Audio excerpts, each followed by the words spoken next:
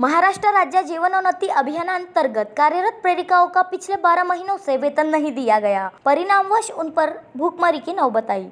गुस्साए प्रेरिकाओं ने युवा परिवर्तन की आवाज संगठन के अगुवाई में 30 मार्च से अग्नि परीक्षा आंदोलन शुरू कर दिया। महिला प्रेरक इस आंदोलन का मुख्य अंग है। अभियान को केंद्र सरकार द्वारा 60 प्रश्न तो राज्य सरकार द्वारा होता है। इसमें महाराष्ट्र सरकार का 40 प्रश्न अब तक प्राप्त न होने से प्रेरकों का मानधन बकाया है, जिसके परिणामवश यह आंदोलन तीव्र होते जा रहा है। सर, आपका नाम क्या है?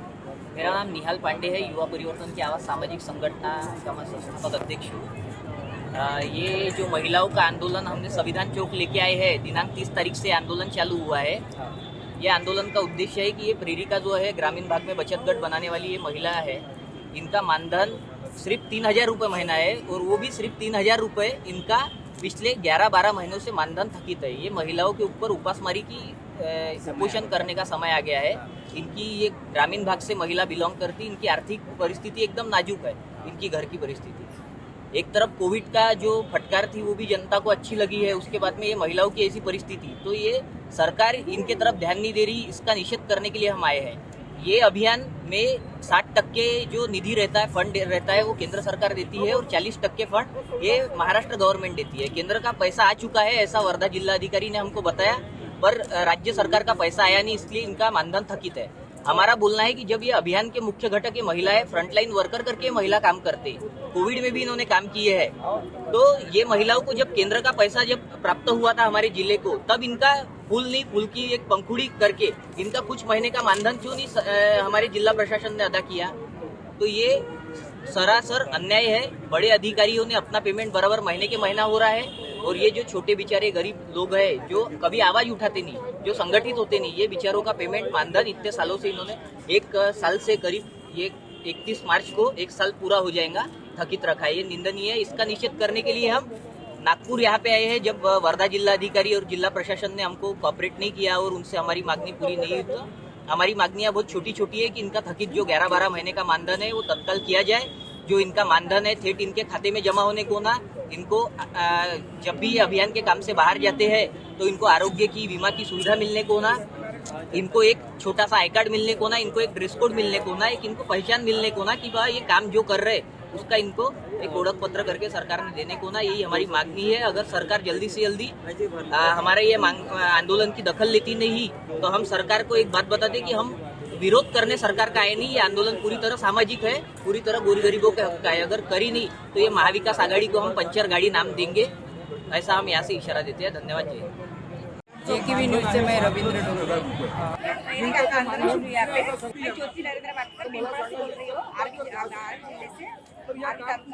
हम गए 2011 से मैं प्रेरिका का काम कर रही हूँ।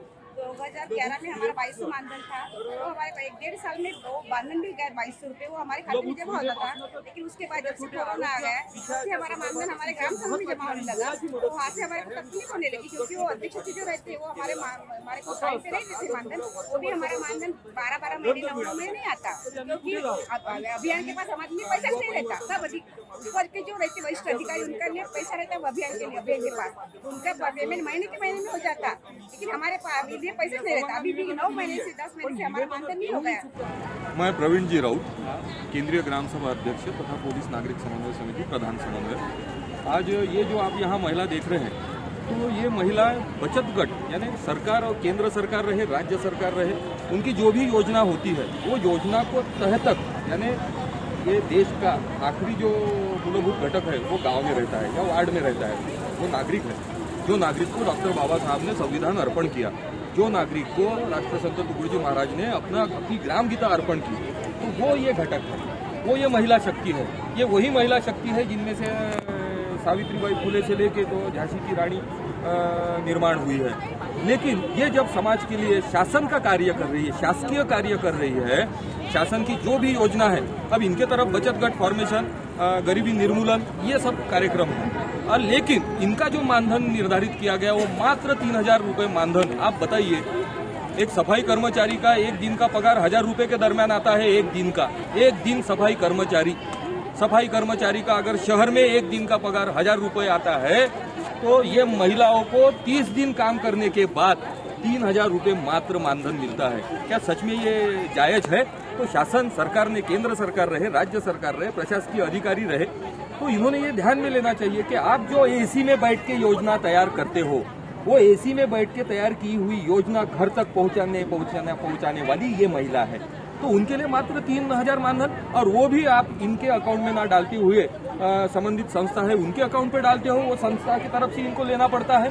तो ये बिचौलिया का बीच का काम ये बंद होना चाहिए। मानधन इनका बढ़ाना चाहिए, इनकी अपेक्षा है 10,000 मानधन होना चाहिए और इनके अकाउंट पे सीधा जमा होना चाहिए, क्योंकि ये वो महिला है जिन्होंने कोविड काल में, इनका काम तो है बचत गट स्थापन, बचत गट के माध्यम से मार्गदर्शन, लेकिन इन्होंने आरोग्य सेविका का भी काम किया है, इन्होंने पटवारी महसूल का भी काम किया है, इन्होंने सामाजिक रूप से गांव के नागरिक प्रतिनिधि करके भी काम किया है, पुलिस को भी मदद की है। तो ऐसे परिस्थिति में सर्व शासकीय, निम शासकीय और नागरिकों को जोड़ने वाला घटक जो है ये महिला है, और ये महिला की तरफ अगर शासन, सरकार, प्रशासन दुर्लक्ष्य करता है तो मुझे लगता है ये महाराष्ट्र के लिए लांछनास्पद बात हो सकती है। तो शासन, सरकार, लोक प्रतिनिधियों ने तुरंत, अभी डिविजनल कमिश्नर महिला है, हमारी नागपुर जिला की कलेक्टर माननीय महिला है, और वर्धा जिला की भी कलेक्टर माननीय महिला थी। तो ऐसे महिला शासन प्रशासन के पीरियड में अगर समझो महिलाओं के अगर विषय के तरफ दुर्लक्ष्य होता है तो फिर इन्होंने किससे अपेक्षा करना चाहिए? क्या संविधान ये बोलता है इनके तरफ से काम करवा लो और इनको पैसे मत दो? और बड़े बड़े उद्योगपति हजारों करोड़ों रुपए का लाभ ले लेते हैं, धोखाधड़ी करते हैं, तो वो हम बाद में देखेंगे, लेकिन इनका पहले जो पेट का निवाला है, इनको भीख नहीं चाहिए, इनको इनके मेहनत का दाम चाहिए, और ये हक है, ये हक की बात ये कर रहे हैं, तो ये महिलाओं का हक महिलाओं को प्राप्त होना चाहिए। ऐसा मैं शासन, प्रशासन, लोक प्रतिनिधियों से गुजारिश करता हूँ, क्योंकि मैं भी यही महिला से तैयार हुआ एक ये देश का एक युवा घटक हूँ। जय हिंद।